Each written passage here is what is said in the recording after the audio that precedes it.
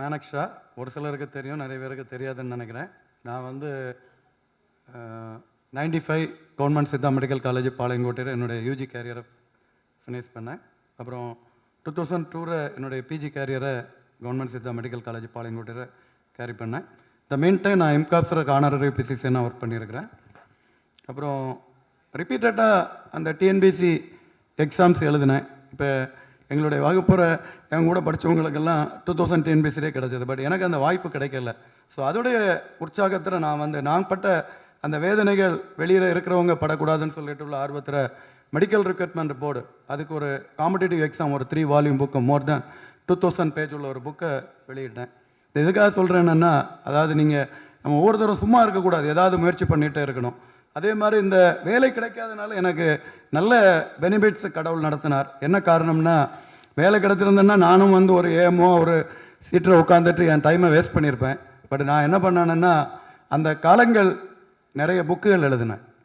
மோர் தென் 18 books நான் right பண்ணேன். அதில் என்னுடைய முதல் புக்கு குழந்தை பேரை பற்றி ஒரு புக் எழுதினேன். அதுக்கும் காரணம் இருக்குது. எனக்கு திருமணமாகி ஒரு 6 வருடம் குழந்தை கிடைக்கல. ஸோ அதை பற்றி நிறைய தேடல்கள் பண்ண ஆரம்பித்தேன். நிறைய புக்கள் படித்தேன். அப்போ குழந்தை பேர் புக்கு எழுதினேன். அதை மறைந்த பேராசிரியர் அன்பழகன் அவர்கள் அணிந்துரை எழுதி அதை இது பண்ணியிருக்கிறாரு. ஸோ இந்த மாதிரி நிறைய புக்குகள். இப்போ கூட இலக்கியத்தில் சித்த மருத்துவம்னு சொல்லிட்டு ஒரு புக்கு எழுதியிருக்கிறேன். இது வந்து என்னை வெளியிடலை, இது வரக்கூடிய நாட்களில் வெளியிடறதுக்குள்ள ஏற்பாடு பண்ணுறோம். ஏன்னா இலக்கியங்கள்னால் சித்தர் மருத்துவ பாடல்களில் சித்த மருத்துவத்தை பற்றி நிறைய புக்கள் வந்திருக்கு. பட்டு 10 கலித்தொகை, அகநானூறு, புறநானூறு, தொல்காப்பியம், இந்த மாதிரிப்பட்ட நூல்களில் சித்த மருத்துவத்தை பற்றி சொல்லியுள்ள பாடல்களை அதை விளக்கமளித்து சித்த மருத்துவத்தில் அன்றைக்கே வந்து எடுத்துக்காட்டாக 10 நூலில் வந்து ஒரு அறுவை மருத்துவம் செய்யக்கூடிய போரில் அந்த வெட்டுப்பட்ட போர் வீரர்களுக்கு அந்த நீடில் வச்சு அறுவை மருத்துவம் பண்ணும் பொழுது அது ஒரு பறவை, நீர்க்கொத்தி பறவை வந்து நீரில் போய் மீன் பிடித்து அப்படியே வெளியில் வாரது மாதிரி இருக்கும்னு சொல்லிட்டு 10 அழகாக பாடலில் சொல்லியிருக்கிறாங்க. ஸோ அறுவை மருத்துவம்னு சொல்கிறது நமக்கு வந்து இன்றைக்கு உள்ளது கிடையாது. 4000 திவ்ய பிரபந்தத்தில் வாழால் அறுத்த சுடினும் மருத்துவன்பால் மாளாத காதல் நோயாளன் போலன்னு சொல்லிட்டு சொல்லியிருக்கிறாங்க. ஸோ இந்த மாதிரி நம்மளுடைய ஏன்சியன்ட் சிஸ்டத்தை நம்ம பொதுமக்களுக்கும் தெரிகிறதுக்காக இந்த மாதிரி நூல் எழுத்து பணியை செய்து கொண்டிருக்கிறோம். நெக்ஸ்ட் இது அதே மாதிரி காரநூல் சிகிச்சை. இப்போ நேஷனல் இன்ஸ்டியூட் ஆஃப் சித்தார் இருக்கிறவங்களுக்கு காரநூல் சிகிச்சை பற்றி அவங்க ப்ராக்டிஸ் பண்ணி பார்த்துருப்பாங்க. But government Siddha medical college Palayamkottai இது 2017ஆம் வருடம் இதை முதலாக காரநூல் சிகிச்சை பாளையங்கோட்டையில் அறிமுகப்படுத்தணும். மோர் தேன் 150 பேஷண்ட்ஸுக்கு அங்கே மூலம் பௌத்திரம் போன்ற நோய்களுக்கு வந்து காரநூல் சிகிச்சை செய்திருக்கிறோம். அதே மாதிரி இந்த அட்டை விடுதலை பற்றி வந்து இந்த அட்டை ஒரு புக்கிற டெக்ஸ்டில் மட்டும் இருக்குது. பட் அட்டையை நம்ம எங்கேயாவது ஃபாரஸ்ட் ஏரியாவில் போயிருந்தாலும் பார்த்துருக்குறோம். ஆனால் அதை ஒரு மருத்துவமனையில் வச்சு நம்ம ட்ரீட்மெண்ட் பண்ணோம். அந்த நோக்கத்துக்காக அரசினர் சித்த மருத்துவ பாளையங்கோட்டை அறுவை மருத்துவத்துறை சார்பாக அந்த அட்டை இதையும் நம்ம எல்லாருக்கும் ஏற்பாடு பண்ணி கொடுத்தோம். ஸோ இந்த அளவுக்கும் அங்கே அந்த அட்டை விடுதல் அந்த இது பணி வந்து அறுவை மருத்துவத்துறை மூலம் சிறப்பாக செய்யப்பட்டு கொண்டிருக்கிறது. நெக்ஸ்ட்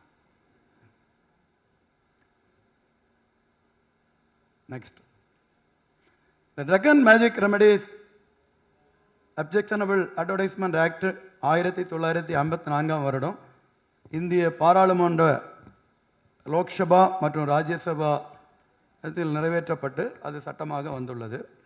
இது சுமார் ஒரு 70 வருடங்களாக இந்த சட்டம் நடைமுறையில் உள்ளது.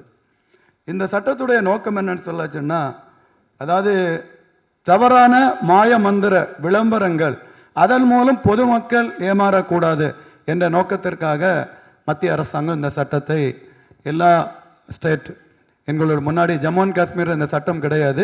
இப்பொழுது ஜம்மு அண்ட் காஷ்மீர் இந்த சட்டம் நடைமுறையில் உள்ளது. நெக்ஸ்ட்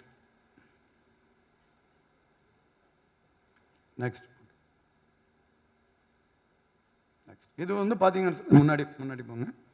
இது வந்து பார்த்தீங்கன்னு சொல்லாச்சுன்னா மிஸ்லீடிங் அட்வர்டைஸ்மெண்ட்னு சொல்கிறது print, broadcast, any digital platform அப்போ எல்லாமே வருது. வெறும் பேப்பரில் வர்றது மட்டும் கிடையாது, டிவியில் வரக்கூடியது, இன்னும் இன்ஸ்டா, ட்விட்டர், ஃபேஸ்புக் இந்த மாதிரிப்பட்ட வலைத்தளங்களில் வரக்கூடிய விளம்பரங்கள் எல்லாத்துக்கு மேலேயும் நிச்சயமாக நம்ம நடவடிக்கை எடுக்கலாம். நெக்ஸ்ட் இதில் என்னென்ன இது சட்டத்துக்கு புறம்பானது? The procurement of miscarriage in women or prevention of conception in women. The maintenance or improvement of the capacity of human beings for sexual pleasure or the correction of menstrual disorder in women. இது இந்த 3 நோய்களையும் சொல்லிட்டு அடுத்து ஒரு schedule கொடுத்துருக்குறாங்க. அந்த ஷெடியூலில் உள்ள எல்லா நோய்கள் இதில் இந்த டி வந்து ரொம்ப முக்கியமானது. அந்த ஷெடியூலில் சொல்லப்பட்ட 54 நோய்களை பற்றி டயக்னோசிஸ், இதை நான் இந்த நோயை கண்டுபிடிக்கிறேன், இந்த நோய்களை நான் க்யூர் பண்ணுறேன். மிட்டிகேஷன்னா குறிகுணங்களை நான் குறைக்கிறேன், கட்டுப்படுத்துகிறேன், குறிகுணங்களை கட்டுப்படுத்துகிறேன். நான் இந்த நோய்களுக்கு ட்ரீட்மெண்ட் கொடுக்குறேன், இந்த நோய்கள் வராமல் நான் தடுக்கிறேன். ஸோ இந்த 5 இது ரொம்ப ஞாபகமாக நீங்கள் வைக்கக்கூடியது. ஒரு சில டாக்டர்ஸ் உங்கள்கிட்ட ஆர்கியூ பண்ணுவாங்க, க்யூர்னது நான் போடலை, நான் சிகிச்சை அளிக்கிறேன்னு தான் நான் விளம்பரம் பண்ணேன் அப்படி சொல்லுவாங்க. ஒரு சிலர் சொல்லுவாங்க, இந்த நோயை நான் கண்டுபிடிக்க தான் செய்கிறேன். இந்த 5மே பண்ணக்கூடாது. The diagnosis, cure, mitigation, treatment or prevention, இந்த 5ம் விளம்பரத்தில் தடை செய்யப்பட்ட ஒன்று. நெக்ஸ்ட், இது வந்து ப்ரொஹிபிஷன் ஆஃப் அட்வர்டைஸ். இது ஷெடியூல். அந்த ஷெடியூல் நாங்கள் போட்டிருக்கிறது இதுதான் அந்த ஷெடியூல். இந்த ஷெடியூலில் வந்து பார்த்தீங்கன்னா appendicitis, atherosclerosis, blindness, blood poisoning, Bright's disease, cancer. So கேன்சர்னு சொல்லும்போது இங்கே எல்லா புற்றுநோயும் வந்துடும். அப்போ கேன்சர் தான் நமக்கு 2 டிவைட் ஆகுது, பினைன் அண்ட் மெலிக்னன்ட்னு டிவைட் ஆகுது. So both பினைன் and malignant cancer நான் ட்ரீட்மெண்ட் பண்ணுறேன், நான் க்யூர் பண்ணுறேன், நான் மிட்டிகேஷன் பண்ணுறேன், நான் டயக்னோசிஸ் பண்ணுறேன், கேன்சர் வராமல் நான் தடுக்கிறேன். இந்த 5 சொன்னாலும் தப்பு தான். Any deafness, diabetes, disorders and disease of brain, அடுத்து ஆப்டிக்கல் சிஸ்டம், அடுத்து நெக்ஸ்ட் யூட்ரஸ், அந்த யூட்ரஸ் பிரச்சனைகள், அது இதில் எல்லாமே வந்துடும். Disease and disorders of the யூட்ரஸ்னா ஏ டு செட் எல்லாமே வந்துடும். ஏன்னா அடுத்து menstrual flow, disorders of nervous system, prostate gland, dropsy, epilepsy, female diseases in general.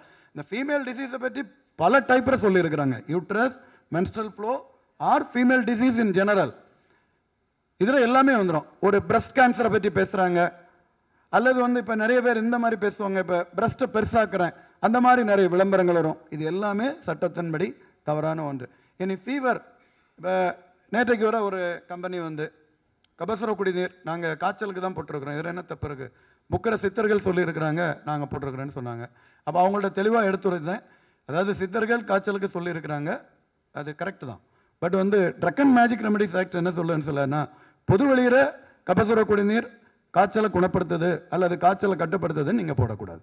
மற்றபடி உங்களுடைய ட்ரக்கை நீங்கள் கொடுங்க, உங்களுடைய ரெப்ரசன்டேட்டிவ் போய் டாக்டர்ஸை போய் மீட் பண்ணட்டும், டாக்டர்ஸ் அந்த ட்ரக்கை ப்ரிஸ்கிரைப் பண்ணட்டும். அதுதான் ரூல். நீங்கள் லைசன்ஸ் வாங்கியிருக்கிறீங்க, உங்கள் ட்ரக்கை ப்ரமோட் பண்ணுறதுக்கு நீங்கள் ரெப்ரசன்டேட்டிவ்ஸ் அப்பாயின்மெண்ட் பண்ணுங்கள். அந்த ரெப்ரசன்டேட்டிவ்ஸ் போய் டாக்டர்ஸை போய் பார்க்கட்டும், அந்த டாக்டர்ஸ் வந்து ப்ரிஸ்கிரைப் பண்ணணும். டாக்டர்ஸுக்கு நீங்கள் என்ன வேணாலும் சொல்லுங்கள், அந்த நூலில் சொல்லப்பட்ட எல்லாத்தையும் நீங்கள் எக்ஸ்பிளைன் பண்ணி சொல்லுங்கன்னு சொல்கிறோம். அடுத்து ஃபிட்ஸ், வலிப்பு. Any structure of female breast, gall stones, kidney stones, bladder stones, gangrene, glaucoma, goitre, heart disease, high or low blood pressure, hydrocele, hysteria. Next, infantile paralysis, insanity, leprosy, leukoderma, LoJack, locomotor ataxia, lupus, nervous stability, obesity, paralysis, plague. Next, pleurisy, pneumonia, rheumatism, ruptures, sexual impotence, smallpox, stature of persons, sterility in women, trachoma. Next, tuberculosis,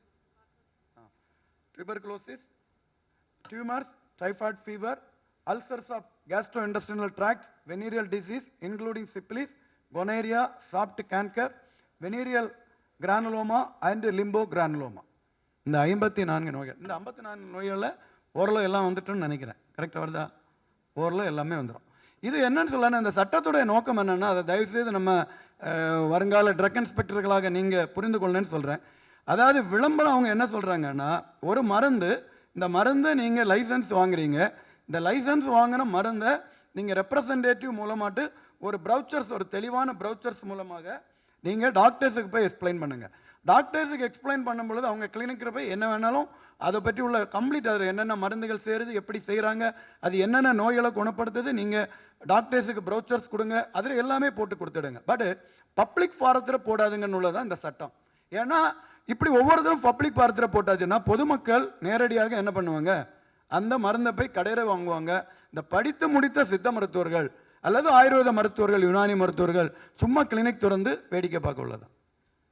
ஏன்னா இந்த வேலையை கம்பெனிக்காரங்களே பண்ணியாச்சுன்னா அவங்களுக்கு என்ன work? இப்போ எனக்கு ஒரு அரசு வேலை கிடைக்கிறதுடைய கடினம் எனக்கு தெரியும். நான் 5 டிஎன்பிசி போயிட்டு 5வது முறை எனக்கு டிஎன்பிசியில் வெற்றி கிடைச்சது. அதான் அந்த காம்படிட்டிவ் எக்ஸாம் புக்கை நான் போட்டது. அப்போ ஒரு சிலருக்கு முதல் அட்டம்ப்டில் கிடைக்கும். அவங்களுக்கு அந்த அரசு வேலையை பற்றி எழுதுனா கிடைக்குது போல இருக்குன்னு நினைப்பாங்க. பட் எனக்கு அது தெரியும், இது பயங்கரமான ஒரு வித்தை பண்ணி தான் ஏன் இந்த வேலை கிடைக்குன்னு சொல்லிட்டு எனக்கு தெரியும். ஏன்னா இது எனக்கு 5 அட்டம்ப்ட்ஸ் நான் பண்ணியிருக்கிறேன். இந்த 5 அட்டம்ப்ட்ஸை நான் இன்டர்வியூ போயிருக்கிறேன். அதான் பியூட்டிஃபுல். புரியுதா? அந்த இன்டர்வியூவில் ஒவ்வொருத்தரும் பயங்கரமாக செஸ் பண்ணுவாங்க. என் முகத்திலே ஸ்மோக் பண்ணி எல்லாம் ஊதியிருக்கிறாங்க கிடைச்சவங்க. கிடைக்காத நம்ம ஏதோ பரிதாபப்பட்டு நம்ம வேதனைப்பட்டு வருவோம். ஸோ அப்போ படிக்காத வேலையில் இல்லாத சித்த மருத்துவர்கள் அவர்களை நம்ம எப்போவுமே நம்ம என்ஃபோர்ஸ்மெண்ட்டில் இருக்கக்கூடிய நம்ம நினைத்து பார்க்கணும். நம்ம ஒரு சொபிசிகேட்டடான பிளேஸில் இருக்கிறோம். பட் இன்னும் நிறைய பேர் ஒரு தத்தளிச்சிட்டு இருக்கிறாங்க ஒரு சரியான வேலை கிடைக்காம. ஸோ அவங்களுக்கு நம்ம ஒரு குட் என்ஃபோர்ஸ்மெண்ட் பண்ணால் தான் அவங்களுக்கும் நல்ல ப்ராக்டிஸ், ப்ரைவேட் ப்ராக்டிஸ் நல்லா இருக்கும். அதுக்குள்ள தளங்களை நம்ம நிச்சயமாக உருவாக்கி கொடுக்கணும்னு சொல்லிட்டு நிச்சயமாக நம்புகிறேன். நெக்ஸ்ட் இங்கே பார்த்தீங்கன்னு சொல்லாச்சுன்னா, no person shall take any part in the publication of any advertisement relating to drug if the advertisement contains any matters which directly or indirectly gives a false impression regarding the true character of the drug, makes a false claim of the drug, or otherwise false misleading in any material particle. அவன் சொல்லுவான், சில நேரம் இது நாங்கள் 100% நாங்கள் நேச்சுரலாக இந்த மருந்தை செய்திருக்கிறோம். இந்த மருந்து நீங்கள் ஒரு டோஸ் கொடுத்தாலே இது சூப்பராக வேலை செய்ய, இது நானே அரைச்சி நானே இதை உருட்டி நானே கொடுக்குறேன், இந்த மாதிரி சொல்கிறது. ஒரு மருந்தை ரொம்ப அதிகமாக அவன் அன்இமேஜினேஷனாக போய் சொல்கிறது. புரியுது உங்களுக்கு? ஸோ இந்த மாதிரி எப்படி சொல்லாச்சுன்னாலும் தப்பு தான். அடுத்து next, no person carrying on or purporting to carry on the profession of administering magic remedies shall take any part in the publication of any advertisement referring to any magic remedy which directly or indirectly claims to be efficacious for any of the purpose specified in section 3. Section 3 தான் நான் ஏற்கனவே சொன்னேன். அதில் 54 நோய்கள் சொல்லியிருக்கிறாங்க. இந்த 54 நோய்களை பற்றி எதுவுமே நம்ம பேசக்கூடாது. Next, first offence. இதில் நீங்கள் சட்டப்படி அந்த பிரிவு 8ன்னு நினைக்கிறேன், இந்த பிரிவு 8 படி ட்ரக் இன்ஸ்பெக்டர்ஸ் கேஸ் போட்டு அவங்களுக்கு இம்ப்ரிசன்மெண்ட் அப் டு 6 மாதம் ப்ளஸ் ஃபைன். அதே தொடர்ச்சியாக அவங்க தொடர்கதையாக இந்த விளம்பரத்தை பண்ணுறாங்கன்னா imprisonment up to 1 year plus fine or both, ரெண்டும் சேர்ந்து கிடைக்கும். அடுத்து next, 23 drug inspectors are authorised as gazetted officers by GO number 93 Health and Family Welfare Department dated 11/1/2018 for enforcement of provisions of Drug and Magic Remedies Act 1954 Rules 1955. இந்த GO படி தான் நீங்கள் அந்த gazetted ஆஃபீஸராக அவங்க மேலே நீங்கள் என்ஃபோர்ஸ்மெண்ட், நீங்கள் கேஸ் போடுறது, சர்ச் பண்ணுறது எல்லா அந்த பவர்ஸ் இந்த ஜிஓ மூலம் ட்ரக் இன்ஸ்பெக்டர்ஸு கிடைக்குது. இனி 17 peripheral pharmaco vigilance centres are created in, இதில் ஒரு தப்பாக இருக்குது, ஸ்டேட் ஆஃப் தமிழ்நாடுன்னு கொடுத்துருக்குறோம், not state of Tamil Nadu, government of India. இந்த 17 பெரிஃபரல் பார்மகோ விஜிலன்ஸ் சென்டர்ஸுக்கும் கவர்மெண்ட் ஆஃப் தமிழ்நாடுக்கும் தொடர்பு கிடையாது. இது மினிஸ்ட்ரி ஆஃப் வாய்ஸ் ட்ரக் பாலிசி செக்ஷனுடைய project. Next,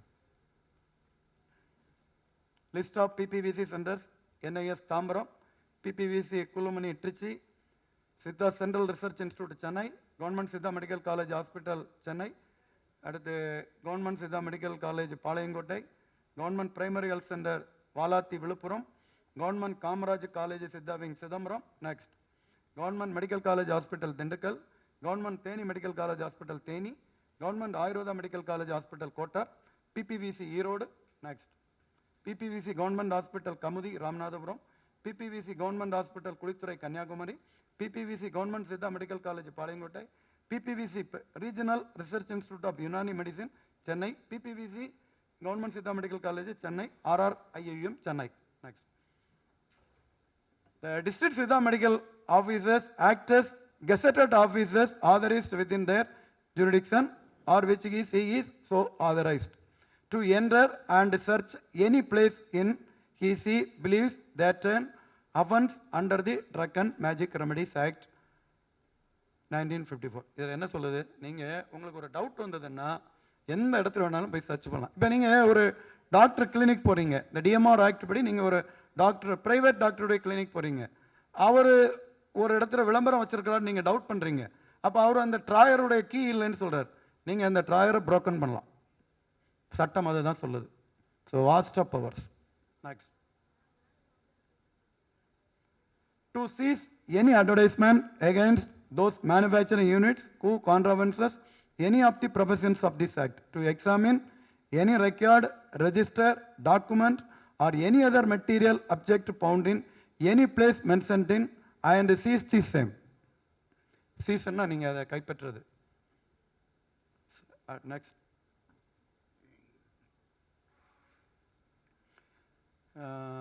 to apply to any search or seizure under this act, they apply to search or seizure made the under authority of a warrant issued under section 98 or the set code. அவங்களுக்கு ஒரு warrant நீங்கள் கொடுக்கலாம். Where any person seized anything under class B or class C of subsection, he shall as soon as may be inform a magistrate and take his order as to the custody thereof. Next, இது நம்ம ஒவ்வொரு அந்த மாதங்கள் நான் செப்டம்பர்லேருந்து போட்டிருக்கிறேன். ஒரு receive பண்ண உடனே நம்ம என்ன பண்ணுறேன்னு சொல்லாச்சுன்னா, immediately we sent it to drug inspectors.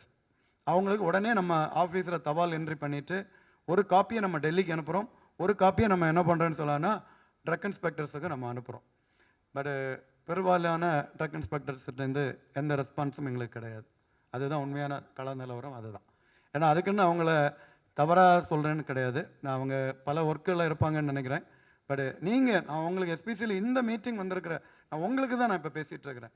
இப்போ டாக்டர் அன்பரசன் அவரை பற்றி, அவர் ஒரு சிறந்த மருந்து செய்யக்கூடிய ஒரு வெரி டேலண்டட் பர்சன்.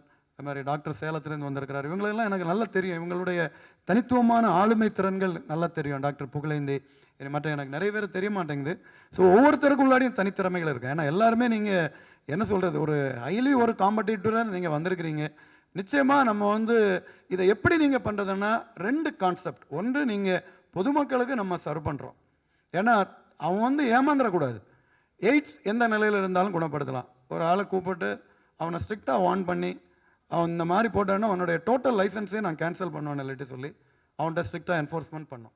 இப்போ அந்த மாதிரி விளம்பரங்கள் பெருசாக வர்றது கிடையாது. இல்லைன்னா எந்த பொதுவாட்டு ஆண்கள் கழிப்பிடம் போயாச்சுன்னாலும் எய்ட்ஸ் எந்த நிலையில் இருந்தாலும் குணப்படுத்தலான்னு இல்லைட்டு ஒரு விளம்பரம் இருக்கும். ஸோ இந்த மாதிரிப்பட்ட நிலைகள் மக்கள் அங்கே போய் எய்ட்ஸுக்கு மருந்து எவ்வளோன்னு கேட்டாச்சுன்னா ஒரு சிட்டிங் ஒரு பேக் 75,000 ரூபா, மொத்தம் 4 செட்டு நீ வாங்கி சாப்பிடணும், கம்ப்ளீட் சரியாடான்னு சொல்லிட்டு பேசுவாங்க. கேன்சர்னா இன்னும் கொடுமை. அதான் நான் சொல்கிறேன்ல, ஒரு படித்த மருத்துவர்கள்ட்டேருந்தே ஒரு 75,000 80,000 பில் போட்டு வாங்குறாங்க. அது குணப்படுதுன்னா 75,000 80,000 இல்லை, நீங்கள் 5 லட்சம் வாங்கினாலும் தப்பு கிடையாது. ஆனால் குணப்படுத்தாத நோய்களுக்கு நம்ம அந்த மாதிரி கொடுக்கும் பொழுது பொதுமக்கள் ஏமாந்து போயிடுறாங்க. பணத்தையும் இழந்து, தங்களுடைய அன்புக்குரியானவர்களையும் இழந்து, அன்புக்குரியவர்களையும் இழந்து இவங்களும் நடுத்தரவுக்கு வந்துடுறாங்க. ஸோ இந்த கடமை நம்மளுடைய ஸ்டேட் ட்ரக் லைசன்சிங் அதாரிட்டி அலுவலகம் மற்றும் மதிப்புக்குரிய வருங்கால டிஎஸ்எம்ஓஸ் உங்கள் கையில் தான் இருக்குது. நம்மளை தான் கேட்பாங்க. ஏன்னா என்ன நிறைய பேர் கேட்டாங்க. நான் ஒரு காலேஜ் பேச போகும்பொழுது என்கிட்ட ஸ்டூடெண்ட்ஸ் கிளம்பி கேட்டாங்க, நீங்கள் இந்த விளம்பரத்துக்கெல்லாம் நீங்கள் என்ன சார் பண்ணுறீங்கன்னு சொல்லிட்டு கேட்டாங்க. சரியா? அப்போ நம்ம என்னுடைய ஆஃபீஸர்ஸை நான் எங்கேயும் விட்டு கொடுக்க முடியாது. பிகாஸ் ஒரு டிஎஸ்எம்ஓஸை நான் எங்கேயுமே விட்டு கொடுக்க முடியாது. நான் அவங்கள சரி ஓகே அவங்க நல்லா குட்டாக என்ஃபோர்ஸ்மெண்ட் பண்ணுறாங்கன்னு தான் நான் சொல்கிறேன். பட் இந்த என்ஃபோர்ஸ்மெண்ட் போதாது. மேடம் கமிஷனர் மேடம் என்ன சொல்கிறாங்கன்னா, மேடத்துக்கு தெரியும், ஒவ்வொரு டிஎஸ்எம்ஓ மீட்டிங்லேயும் டிஎம்ஆரில் நீங்கள் கேஸ் போடுங்க, கேஸ் போடுங்க, கேஸ் போடுங்கன்னு தான் சொல்கிறாங்க. பட் கேஸ் இது வரைக்கும் யாருமே போட்ட பாடு இல்லை. 4958 கம்ப்ளைண்ட்ரு, ஒரு கம்ப்ளைண்ட்டு கூட நம்ம கேஸ் போடலைன்னா நம்மளுடைய என்ஃபோர்ஸ்மெண்ட்டு எந்த நிலைமையில் இருக்குன்னு பார்க்கணும். என் கவர்மெண்ட் ஆஃப் கேரளா ஒரு வருடத்துக்கு குறைந்தபட்சம் ஒரு 10 முதல் 15 வரைக்கும் தண்டனை வாங்கி கொடுக்குது, ஜெயில் தண்டனை வாங்கி கொடுக்குது. கவர்மெண்ட் ஆஃப் ஆந்திரா அதே மாதிரி பண்ணுறாங்க. ஸோ அதனால் நம்மளும் இந்த ட்ரக் அண்ட் மேஜிக் ரெமெடிஸ் ஆக்டரை நம்ம சிறப்பாக செயல்படணும், இன்னும் அதிகமாக செயல்படணும். இப்போ கடந்த 2024 வருடத்தில் நம்ம வெரி குட் என்ஃபோர்ஸ்மெண்ட் ஆக்டிவிட்டீஸ், அதுவும் எஸ்பெஷலி லைசன்ஸ்டு ஃபார்மா கம்பெனிஸ், மதிப்புக்குரிய அண்ணன்கள் 2 பேர் இருக்கிறாங்க, டாக்டர் அனு பாஸ்டின், டாக்டர் ராஜசேகர் 2 பேர் இருக்கிறாங்க. அவங்களுக்கு தெரியும் ஃபார்மா கம்பெனிஸுக்கு நம்ம எப்படி என்ஃபோர்ஸ்மெண்ட் பண்ணுறோம், அவங்களுக்கு இந்த அலுவலகத்தை பற்றி உள்ள ஒரு பயம் எப்படி இருக்குன்னு உள்ளது அவங்க 2 பேருக்கும் தெரியும். பட் எனக்கு என்ன சவால்னா, எங்களுடைய லிமிட்டுக்கு வராத இந்த போலி மருத்துவர்கள், மூலம் பௌத்திரம் 3 நாளில் குணம், இந்த மாதிரிப்பட்டவங்களுக்கு மேலே நான் நேரடியாக நடவடிக்கை எடுக்க முடியாது. லைசன்ஸ்டு கம்பெனிஸ் மேலே நான் நடவடிக்கை எடுத்துருவேன், எடுத்து ப்ராடக்டை கேன்சல் பண்ணி விட்டுருவேன். ஆனால் போலி மருத்துவர்கள் இந்த மாதிரி மூலம் பௌத்திரம் 3 நாளில் குணம், எய்ட்ஸ் குணப்படுத்தப்படும், கேன்சர் எந்த நிலையில் இருந்தால் குணப்படுத்தலாம். இது வந்து நான் அந்த ரிப்போர்ட்டை கம்ப்ளைண்ட்டை ஒரு ட்ரக் இன்ஸ்பெக்டருக்கு ஃபார்வேர்டு பண்ணலாம். ட்ரக் இன்ஸ்பெக்டர்ஸு தயவுசெய்து நீங்கள் நடவடிக்கை எடுக்கணும். நம்மளுடைய சித்த மருத்துவம் தமிழ்நாடு கிராமம் எங்கும் வந்து தளிர்க்கணும். எஸ்பெஷலி நம்மளுடைய சித்த மருத்துவ மாணவர்கள் படித்து முடித்துட்டு ஒவ்வொரு கிராமங்கள்லேருந்து அவங்க தைரியமாக சந்தோஷமாக ப்ராக்டிஸ் பண்ணணும். அவங்களுக்கு மிக வளமான எதிர்காலம் இருக்கணும். அவங்கள நம்பி வரக்கூடிய பொதுமக்களுக்கு அவங்க சிறப்பான மருத்துவ சேவைகள் செய்யணும். இந்த போலி மருத்துவர்கள் வந்து களை எடுக்கப்படணும். அதில் நீங்கள் கிளினிக்கல் எஸ்டாப்ளிஷ்மெண்ட் ஆக்டையும் அவங்க மேலே தைரியமாக நடவடிக்கை எடுக்கணும். விளம்பரங்கள் மூலம் அவங்க இப்போ ஒன்றும் வேண்டாம், நீங்கள் விளம்பரத்தை தடுத்தாலே அவங்க கடையை பூட்டிட்டு போயிடுவான். சார் ரியாலிட்டி டிஎம்ஆர் நீங்கள் கேஸ் போட்டு அவங்க மேலே நடவடிக்கை எடுத்தால் without advertisement how can they practice பண்ண முடியாது. அவங்க கடையை மூடிட்டு போயிடுவோம். நம்மளுடைய மருத்துவர்கள் ப்ராக்டிஸ் பண்ணுவோம். இதில் சில சந்தேகங்கள் இருக்கு. எஸ்பெஷலி ஒரு டாக்டர், ஒரு சித்த மருத்துவர் ஒரு கிளினிக்கில் ஒரு போர்டு வச்சு இப்போ இந்த நோய் குணப்படுத்தப்படும்னு அவர் போட்டாலுமே நீங்கள் வந்து அதை நீங்கள் கம்ப்ளைண்ட்டாக எடுக்க முடியாது. இந்த section drug and magic remedies ஆக்டில் இந்த செக்ஷன் தெளிவு கொடுத்துருக்குறாங்க. ஒரு டாக்டருடைய போர்டை எடுத்து ஒரு கம்ப்ளைண்ட் வந்தோன்னா நீங்கள் ஆக்ஷன் எடுக்க முடியாது, நம்ப முடியாது. ஏன்னா டாக்டர் போர்டில் 4 டிசீஸை குணப்படுத்தும்னு போட்டால் தான் அவங்களுக்கு பேசின்னு வரும். ஸோ 4448 நோய்களையும் ஒரு டாக்டர் தன்னுடைய கிளினிக் போர்டரை போட்டு ப்ராக்டிஸ் பண்ணாங்கன்னா நம்ம கேட்க முடியாது. அதுக்கும் இந்த சட்டத்தில் விதிவிலக்கு கொடுக்குறாங்க. அதே மாதிரி ஒரு மருத்துவ ஆர்டிக்கிள் நீங்கள் எழுதுறீங்க, இங்கே உள்ள நிறைய டாக்டர்ஸ் எழுதிட்டு இருப்பாங்க. இந்த மருத்துவ ஆர்டிக்கிளுக்கு சட்டத்தில் விதிவிலக்கு இருக்குது. இனி government of India or government of Tamil Nadu டெங்குவை பற்றி அல்லது வந்து சிக்கன் குனியாவை பற்றி ஏதோ ஒரு நோய்களை பற்றி ஒரு பக்கத்துக்கு ஒரு விளம்பரம் கொடுக்குறாங்க. அது வந்து இந்த சட்டத்தில் விதிவிலக்கு அளிக்கப்பட்டிருக்கு. ஒரு டாக்டருடைய பேட்டி, ஒரு டாக்டருடைய மருத்துவ கட்டுரை, ஒரு டாக்டருடைய கிளினிக்குகளுக்கு இந்த சட்டத்தில் விலக்கு அளிக்கப்பட்டிருக்கு. இப்போ நான் ஒரு 10 minutes டைம், நம்ம ஒரு டிஸ்கஷன், ஏதாவது கேள்விகள் இருந்தால் கேட்கலாம். It's an interaction section.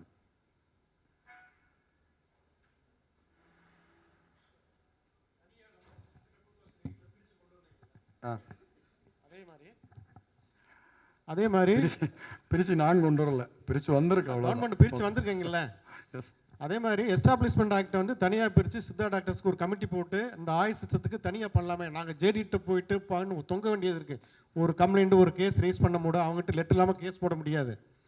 இதே சேலம் டிஎஸ்எம்ஓ ஊட்டி டிஎஸ்எம்ஓ வந்து இந்த மாதிரி சேர்ச் போய் ட்ரக் பண்ணார். என்ன அந்த கேஸ் என்ன நிலைமையில் இருக்குது இப்போ?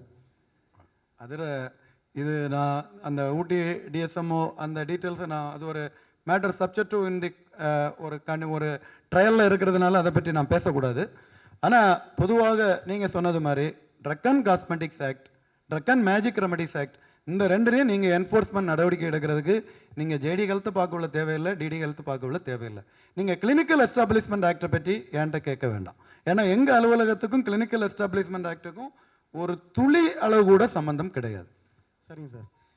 எங்க சம்பந்தப்பட்டதை மட்டும் கேளுங்க. கிளினிக்கல் எஸ்டாப்ளிஷ்மெண்ட் ஆக்டுக்கு நீங்க ஒரு டாக்டர், நான் எடுத்துக்காட்டா சொல்றேன், ஒரு டாக்டர் உங்களுடைய ரெஸ்பெக்டிவ் டிவிஷன்ஸ்ல ஒரு விளம்பரம் போடுறார், இதுக்கு நீங்க அவர் மேல நடவடிக்கை எடுக்க போகணும். அதானே உங்க கேள்வி. நீங்க யார்கிட்ட கேட்கணும்? யார்கிட்டையும் கேட்க வேண்டாம். நீங்க தாராளமா நீங்க வேணா எனக்கு ஒரு தகவல் தெரிவிங்க. சார் நான் இந்த மாதிரி ஒரு என்ஃபோர்ஸ்மெண்ட்டுக்கு இந்த மாதிரி போறேன், எனக்கு தகவல் தெரிவிங்க, தெரிவிச்சுட்டு ஆக்ஷன் எடுங்க, ஒரு ஆக்ஷன் டேக்கன் ரிப்போர்ட் எனக்கு நீங்கள் அனுப்புங்க. அவ்வளோதானே சார்? இப்போ கம்ப்ளைண்ட் வந்து உங்ககிட்ட வாங்கி தான் பண்ணணுமா, நாங்கள் டைரெக்டாக பண்ணலாமா கம்ப்ளைண்ட் பண்ணுறது? கம்ப்ளைண்ட் பொறுத்த வரைக்கும் இப்போ உங்களுடைய குறிப்பிட்ட எல்லைக்குள்ளாடி ஒரு தவறு நடக்குதுன்னு தெரிஞ்சாச்சுன்னா நாங்கள் டைரக்ஷன் கொடுக்காமலே நீங்களாட்டும் போகலாம். சார் தவறுன்னு சொல்கிறேன் இல்லை சார். நான் இப்போ டிஎஸ்எம்மாக இருக்கேன், நான் மட்டும் இண்டிவிஜுவலாக போகிறேன், லாக் உடைக்கிறேன், ஆனால் என் மேலே வந்து இவ்வளோ பணம் இருக்குன்னு எடுத்துகிட்டு போனால் அவன் திரும்ப என் மேலே கம்ப்ளைண்ட் பண்ணுறதுக்கு வாய்ப்பு இருக்கா? அதுக்கு என்ன பண்ணுறது நாங்கள்? நீங்கள் உங்களுக்கு கூட ஒரு 2 விட்னஸ் கூட்டிகிட்டு போங்க, நீங்களே கூட்டிகிட்டு போயிருங்க. உங்களுக்கு நம்பகமான 2 விட்னஸை நீங்கள் கூட்டிகிட்டு போங்க.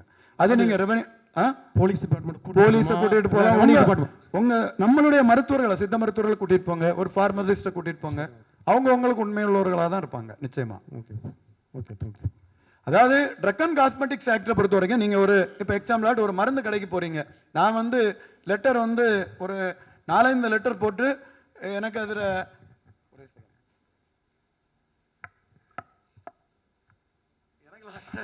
லெட்டர் போட்டு எனக்கு போரிங் ஆயிடுச்சு. என்னன்னா ஒவ்வொரு முறையும் உங்களுடைய ரெஸ்பெக்டிவ் டிவிஷன்ஸில் இருக்கக்கூடிய மருந்து கடைகளை போய் விசிட் பண்ணுங்க.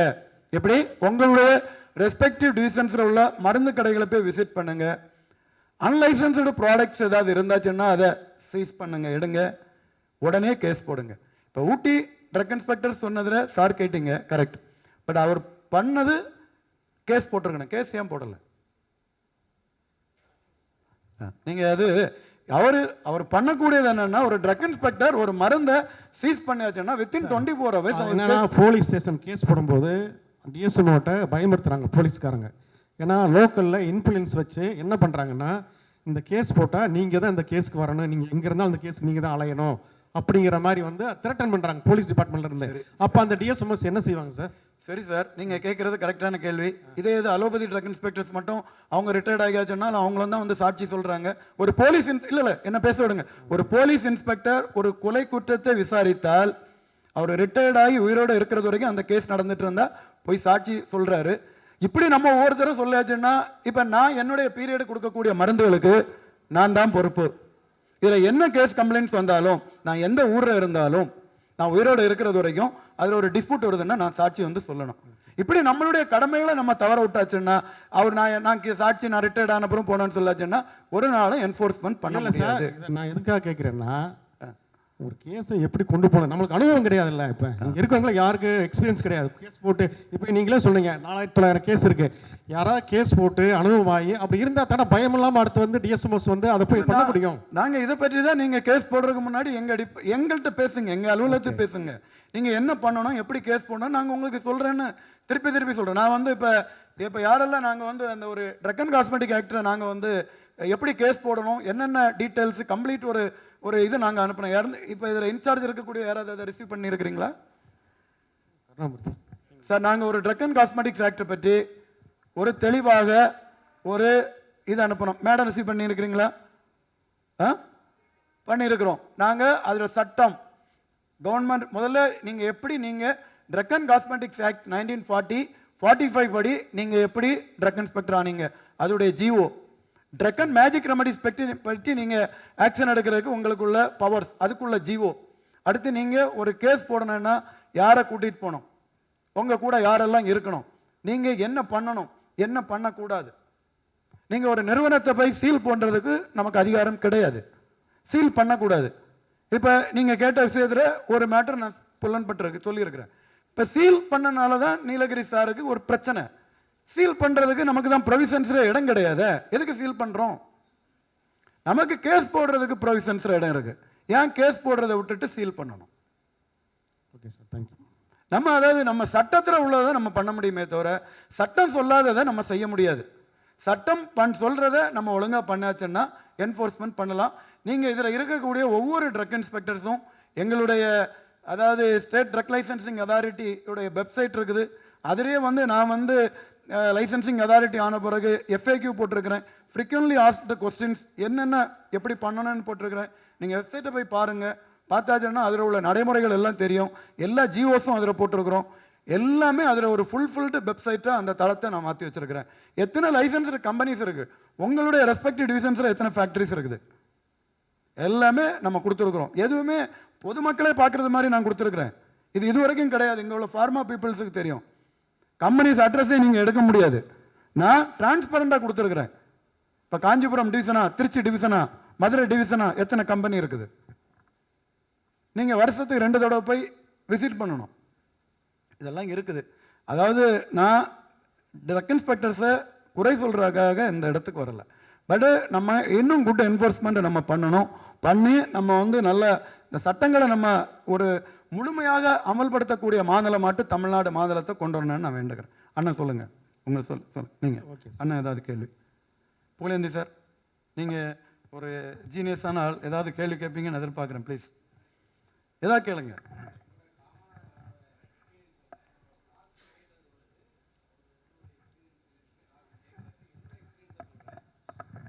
ஒரு போஸ்ட்டை ஹோல்டு பண்ணோம்னா கண்டிப்பாக பிரச்சனைகள் ஃபேஸ் பண்ண வேண்டியதான் வரும். ஆனால் பிரச்சனை இல்லாத போஸ்ட் எதுவுமே கிடையாது.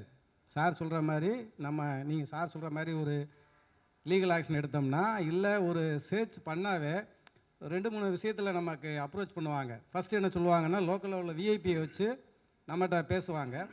செகண்டு பணம் வேணுமான்னு கேட்பாங்க. தேர்டு மிரட்டுவாங்க. 3மே வரும். சிஏல குவாக்ஸ் எராடிகேஷன் கமிட்டியில் நான் ஆக்ட் பண்ணியிருக்கேன். முடிச்சுட்டு ஸ்டேஷன்லேருந்து வரும்போதே எனக்கு விஐபி எனக்கு ஃபோன் பண்ணுறாரு. அப்போ அதை எப்படி டேக்கிள் பண்ணுறது, அது மாதிரி பணம் வேணுமான்னு கேட்குறாரு. ஒரு காக்கு போயிட்டு வர்றேன் சிஏ சர்டிஃபிகேட் கொடுக்குறதுக்கு கேட்குறாரு. இந்த விஷயங்களெல்லாம் எப்படி டேக்கிள் பண்ணுறது அப்படிங்கிறத நம்ம பப்ளிக் இதில் நம்ம பெருசாக பண்ண முடியாது. நம்ம கொலீக்ஸ்கிட்ட ஒரு இன்டர்பர்சனல் ரிலேஷன்ஷிப்பில் வச்சுக்கிட்டு நம்ம ஆக்ட் பண்ணணும். டோட்டலாக சொல்லப்போனால் பயப்பட வேண்டாம், மிரட்டுறதுக்கு பயப்பட வேண்டாம். என்னோடய எக்ஸ்பீரியன்ஸை கேட்டால் ஃபஸ்ட்டு 2க்கும் ஒபே பண்ண தேவையில்லை, மிரட்டுறதுக்கும் பயப்பட தேவையில்லை. லோக்கலில் நமக்கு ஒரு இன்ஃப்ளூயன்ஸ்டு செட்டப்பை நம்ம க்ரியேட் பண்ணிக்கிட்டு ஆஃபீஸராக அந்த சேரில் உட்காந்தோம்னா சார் சொல்கிற மாதிரி நம்ம கேஸு லீகல் ஆக்ஷன் எடுக்கலாம். சக்ஸஸ்ஃபுல்லாக நம்மளோட கேரியரை முடிச்சுட்டு நம்ம ரிட்டையர்ட் ஆகலாம். இதுக்கு நம்பிக்கையை நான் தர்றேன். என்னோடய கேரியரில் எனக்கு ஃப்ரெண்ட்ஸ் இருக்குல்ல, யாருனாலும் என்கிட்ட கேளுங்க, எக்ஸ்பீரியன்ஸை பர்சனலாக ஷேர் பண்ணிக்கலாம். இது என்னோடய ஒப்பீனியன் சார். ஓகே, நான் அதுக்கு தான் இந்த சென்னை டியோடைய எக்ஸ்பீரியன்ஸ் அவங்க ஷேர் பண்ணுறதுக்கு அவங்களையும் அடுத்து ஒரு 10 மினிட்ஸ் அவங்க ஷேர் பண்ணுறதுக்கு விட்டுருவோம். அது கொஞ்சம் இந்த நியூ ட்ரக் இன்ஸ்பெக்டர்ஸுக்கு அது ஒரு யூஸ்ஃபுல்லாக இருக்குன்னு நிச்சயமாக நம்புகிறேன். அதாவது நீங்கள் இந்த சவால்களை நீங்கள் சொல்கிறீங்க. நான் இந்த அலுவலகத்தில் 1-2 என்ஃபோர்ஸ்மெண்ட் ஆக்ஷன்ஸ் எடுத்தேன். எனக்கு எவ்வளவு நிர்பந்தங்கள், நீங்கள் சார் சொன்னது மாதிரி எவ்வளோ, நான் அது யாரெல்லாம் பண்ணாங்கன்னு சொல்ல வரல, கடுமையான ஒரு ஸ்ட்ரகிளிங்கிற நானும் கிராஸ் பண்ணி போனேன். பட் அது நம்ம அதுக்கு நீங்கள் அந்த ஸ்ட்ரகிளிங்ஸுக்கு நீங்கள் அடி பண்ணிக்கணுமா இல்லைன்னா நீங்கள் போல்டாக சட்டத்தின்படி நிற்கணுமான்னு சொல்லிட்டு நம்ம தான் முடிவு பண்ணமே தவிர, பட் நமக்கு ஒரு ஆள்கிட்டேருந்து ஃபோன் வருது அதனால் நம்ம அதை கட்டாயம் செய்யணும்னுலாம் அவசியம் கிடையாது. நம்ம சட்டத்தை பற்றி பேசலாம். இப்போ நான் 2 நம்ம டைரக்டர்ஸ்கிட்ட இதை பற்றி நான் டீட்டெயிலாக நம்ம இந்த மேடத்திட்டையும் பேசினேன், லாஸ்ட் மேடம் மைதிலி மேடத்திட்டையும் இதை பற்றி நான் பேசினேன். அவங்க ஓகே, அவ்வளோதான். அதாவது நீங்கள் உங்களுடைய எதோ உங்களால் செய்ய முடியும், செய்ய முடியாதுன்னு சொல்லிட்டுள்ளதை நீங்கள் உங்களுக்கு ஃபோன் பண்ணி இன்ஃப்ளூயன்ஸ் பண்ணுறவங்கள்ட்ட நீங்கள் சொல்லியாச்சுன்னா அவங்க உங்களை என்ன செய்ய முடியும்? உங்கள் மேலே கரெக்டான ஒரு சட்டம் இருக்கும் பொழுது சட்டத்தை தாண்டி நீங்கள் எதுவும் செய்ய முடியாது. இது கூட நான் டிஐஸுக்கு அனுப்பாமல் ஃபார்வேர்டு பண்ணாத ஒரு கம்ப்ளைண்ட்டு கூட கிடையாது. எல்லா கம்ப்ளைண்ட்ஸையும் நான் ஃபார்வேர்ட் பண்ணியிருக்கிறேன். ஸோ என்னுடைய சைடு நம்ம கரெக்டாக பண்ணுறோம். பட் டிஐ சைடு நீங்கள் நிச்சயமாக பண்ணுவீங்கன்னு சொல்லிட்டுள்ள நம்பிக்கையோடு முடிக்கிறேன். நன்றி, வணக்கம். கொஸ்டின் சார், புதுசாக டிஏ வரோம்ல சார், மருந்து கம்பெனி ஆரம்பிக்கிறாங்க, புது மருந்து கம்பெனி ஆரம்பிக்கிறவங்களுக்கு அந்த ஃபார்ம் 25D அந்த மாதிரி லைசன்ஸ் கொடுக்குறத பற்றி கொஞ்சம் டீட்டெயில்ஸ் வேணும். ஒரு இது சும்மா ஜஸ்ட் ஒரு அவுட்லைன் மட்டும் 2 மினிட்ஸ்.